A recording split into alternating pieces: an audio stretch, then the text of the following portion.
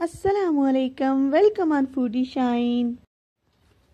آج foodie shine آپ سے شیئر کرے گا کہ مشروم کیا ہے، اس کا آغاز کیسے ہوا، احادیث کیا ہیں، اس کے غذائی فائدے کیا ہیں، اس کو ہم کیسے استعمال کر سکتے ہیں، اور اتنی دلچسپ اور معلوماتی ویڈیو کے بعد اس کو سبسکرائب کرنا تو بنتا ہے۔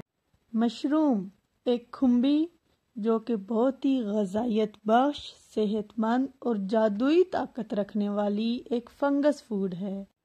فنگس کو عام زبان میں پھپھوندی اور الی کہا جاتا ہے۔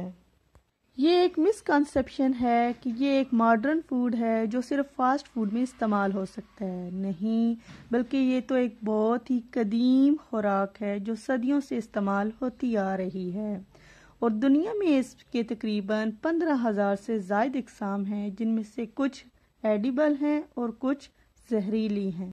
زمانہ قدیم میں اس کو ایک خودرو جنگلی بوٹی کے طور پر جانا جاتا تھا اور اس کو جنگل سے ڈھونڈا جاتا تھا، پھر اس کی تشخیص کی جاتی تھی آیا یہ صحت بخش ہے یا زہریلی۔ مگر دور جدید میں اب اس کو انڈور فارمنگ کے طور پر متعارف کرایا گیا ہے اور نہایت اچھے طریقے سے اس کی کاشت کی جاتی ہے اور اس کے مخصوص فوائد سے فائدہ اٹھایا جاتا ہے۔ مشروم کی اہمیت کا اندازہ آپ اس کے قدیم ناموں سے لگا سکتے ہیں۔ چینی قوم اسے مارٹیلٹی مشروم یعنی کہ لافانی مشروم کہتے تھے اور اس کو سپر نیچرل فوڈ مانا جاتا تھا۔ رومی اس کو فوڈ آف گاڈ کہتے تھے اور یہ خوراک صرف بادشاہوں کے لیے مخصوص تھی۔ اس کے علاوہ اسے زمینی گوشت اور جادوئی خوراک بھی کہا جاتا تھا۔ پاکستان اور اس کے ہمسایہ ممالک میں مشروم کی عام طور پر 3 اقسام کاشت کی جاتی ہیں: بٹن مشروم، آئسٹر مشروم اور ملکی مشروم۔ ان کو گرو کرنے کا طریقہ کار جاننے کے لیے آپ فوڈی شائن کو وزٹ کر سکتے ہیں، اور نیچے دی ہوئی مزید 3 اقسام ہیں جو کہ بہت کم اور میڈیکلی طور پر کاشت کی جاتی ہیں۔ مشروم کی دینی حیثیت معلوم کرنے کے لیے مجھے 4 سے 5 احادیث ملی۔ 3 احادیث آپ کے سامنے ہیں۔ ان کا ترجمہ یہ ہے کہ کھمبی من سے ہے، من جنت سے ہے، اور اس کا پانی آنکھوں کے لیے شفا ہے۔ من سے کیا مراد ہے؟ من سے مراد وہ من و سلوہ کھانا ہے جو بنی اسرائیل کے لیے اللہ تعالیٰ نے جنت سے اتارا تھا۔ مطلب یہ کہ یہ بہت ہی اہم اور غذائیت سے بھرپور غذا جنت سے آئی ہے۔ مشروم کے غذائی اجزاء کو جاننے کے لیے آپ یہ سامنے چارٹ دیکھ سکتے ہیں کہ اس میں تمام اہم غذائی اجزاء موجود ہیں جو آپ کے جسم کو بہت ہی فائدہ مند اور طاقت بخش اجزاء عناصر پہنچاتے ہیں۔ اگر آپ مشروم کو بطور خوراک استعمال کریں گے تو اس کے اہم اجزاء آپ کو آنکھوں کے تمام امراض، cancer, blood pressure, AIDS, sugar, heart problem, inflammation, infection, antioxidant, دماغی مسائل جیسے امراض سے بچنے میں معاون ثابت ہوگا۔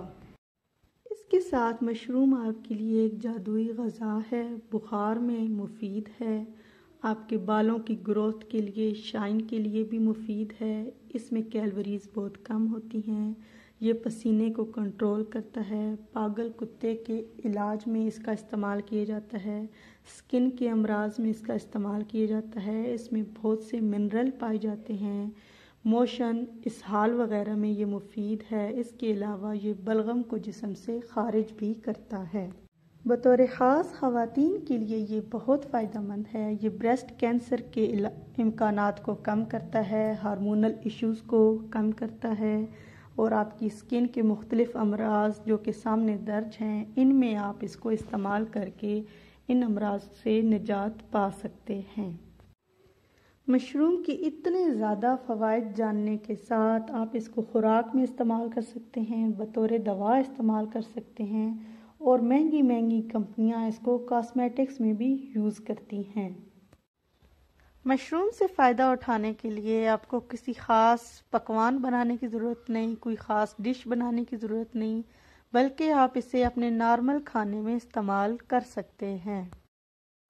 آپ دیکھ سکتے ہیں میں نے مشروم کو देसी स्टाइल में पाकिस्तानी रवायती खानों में इस्तेमाल किया और इसको बहुत पसंद किया गया।